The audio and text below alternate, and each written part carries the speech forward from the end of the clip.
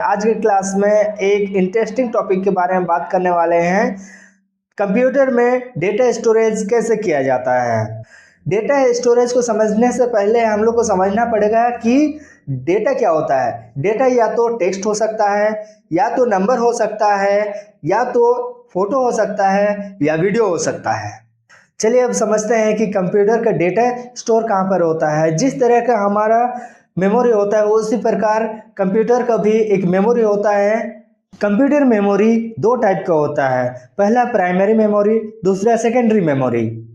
चलिए अब समझते हैं कि प्राइमरी मेमोरी और सेकेंडरी मेमोरी होता क्या है। प्राइमरी मेमोरी अगर हम लोग कुछ भी टाइप करते हैं तो प्राइमरी मेमोरी में सेव हो जाता है।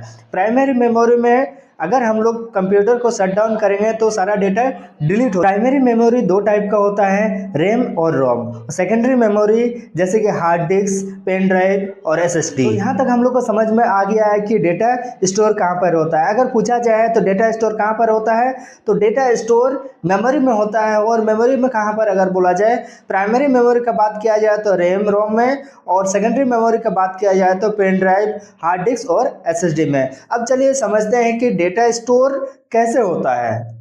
कंप्यूटर में डेटा किस तरह से स्टोर होता है, ये समझने से पहले हम लोग को समझना पड़ेगा कि बाइनरी नंबर सिस्टम क्या है। बोलोगे सर ये क्या बोला है, यही वो बोला है जो कंप्यूटर समझता है। जो हम लोग समझते हैं वो क्या होता है, डेसिमल नंबर सिस्टम होता है, और जो कंप्यूटर समझता है वो बाइनरी नंबर सिस्टम समझता है। बाइनरी नंबर सिस्टम मतलब होता है 0 और 1, और हम लोग जो समझते हैं वो डेसिमल नंबर सिस्टम होता है जो 0 से लेकर के 9 होता है, यानी 0 1 2 3 4 5 6 7 8 9 होता है।